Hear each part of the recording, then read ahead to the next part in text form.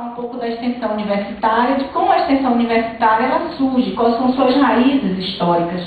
Porque a gente faz extensão hoje, mas a gente não pensa a extensão. E eu tenho trabalhado isso, eu tenho trabalhado no sentido de pensar a filosofia, a concepção ideológica da extensão universitária, não só a prática da extensão universitária, mas pensar a sua teoria. Qual é a teoria que fundamenta as práticas de extensão universitária nas universidades? Qual é o fundo filosófico, sociológico que permeia essas práticas?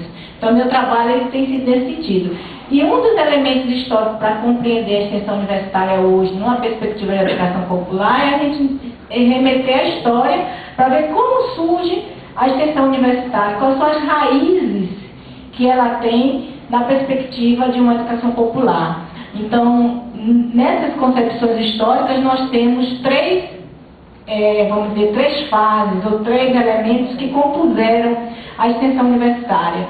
Primeiro, de caráter religioso, que se dá a partir de ações filantrópicas de atendimento aos mais pobres, realizado pelo Mosteiro de Alcabaça, em Portugal, e a de cunho revolucionário, feito pelos movimentos da Universidade Popular na Europa, que ensejavam liberdade, e influenciou fortemente no movimento estudantil latino-americano.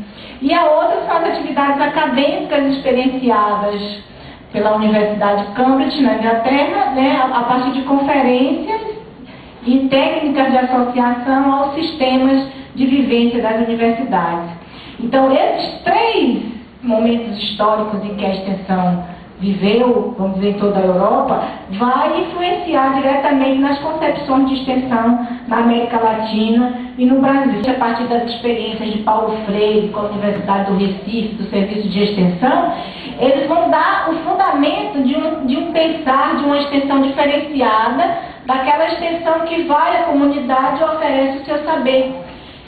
E vai requerer para a extensão uma nova dimensão, que é a dimensão da troca de saberes, que é a dimensão da valorização desses saberes. E o outro modelo é o modelo técnico de extensão, vivenciado no Brasil com a Escola Superior da Agricultura Veterinária em Viçosa e pela Escola de Agrícola de Lavras. Ou seja, essas duas experiências dessas duas universidades proporcionaram, posteriormente, na década de 70, os projetos Rondon, primeiro o CRUTAC e depois o projeto Rondon, que é aquela extensão técnica de assessoria que também a gente continua ainda a fazer hoje.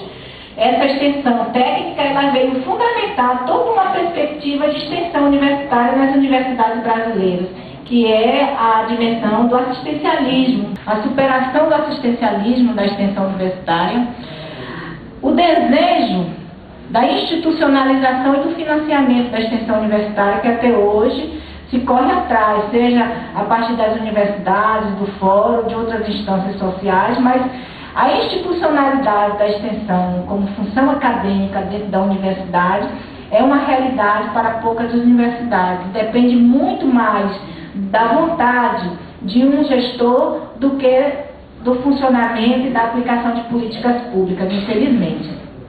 E o outro desafio é o reconhecimento e valorização da extensão como função acadêmica, com ênfase na relação teoria e prática, na troca de saberes, como uma ação transformadora entre universidade e sociedade, e a indissociabilidade, ensino, pesquisa e extensão.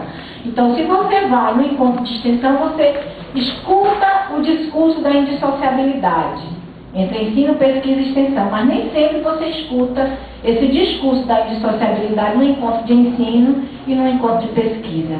E a extensão ela tem sido a propulsora do debate da indissociabilidade, o que caracteriza realmente o ser de uma universidade, segundo a LDB atual.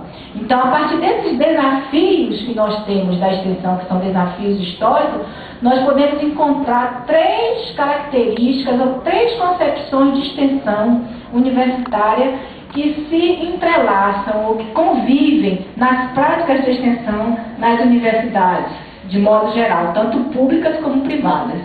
Pode ser a assistencialista, a partir de assessorias, instrumentalização técnica, transmissão de conhecimento como cumprimento de uma função social, de uma missão social da universidade. E isso se dá de diversas formas. de cursos, né, em que o projeto é feito, vai à comunidade, às vezes é feito sem ter o respaldo da comunidade, e assim sucessivamente. E a perspectiva acadêmica, que é a que o Fórum de Pró-Reitores vem lutando e vem tentando articular a partir de princípios e construções de indicadores, tanto de avaliação como de proposições. Então, essa dimensão acadêmica da extensão universitária, ela possui a dimensão filosófica, científica, é compreendida como um elo de integração entre universidade e sociedade, teoria e prática, e ela tem uma concepção inerente, que é a concepção da mudança social. Veja, inerente quer dizer estar dentro da própria extensão. Não está fora, nem do lado, nem à frente, nem a mão de lá e de cá, mas faz parte do interior da extensão a perspectiva da mudança social. E uma outra concepção que vem se constituindo, tanto nas universidades públicas e com mais incidência nas universidades particulares, que é a visão mercantilista. Então, o trabalho, a minha pesquisa aponta para uma perspectiva que vem sendo realizada dentro das universidades, que é a extensão numa perspectiva mercantilista. Então, romper com essa perspectiva vem se constituindo um desafio atual para a extensão universitária. É aquela em que, ao longo das mudanças estruturais, e a gente pode citar essas mudanças estruturais a partir do marco, né, da década de 90, com a reforma do Estado, com as políticas de globalização, com as políticas neoliberais, com os cortes de investimento nas universidades públicas, como sendo a constituição de um novo fazer dentro da universidade, que é a extensão numa perspectiva da venda de serviços.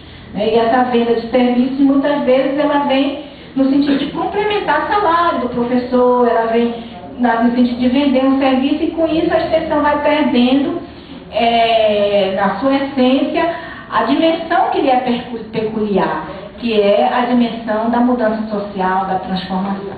Porque a extensão, ela é pesquisa, e nem sempre a pesquisa é extensão. Por quê? Porque quando você vai fazer extensão numa determinada comunidade, você precisa fazer, em primeiro lugar, o conhecimento daquela realidade, isso é pesquisa. Você precisa ver quais as ações de intervenções que você vai praticar. Quando você intervém, você está fazendo o quê?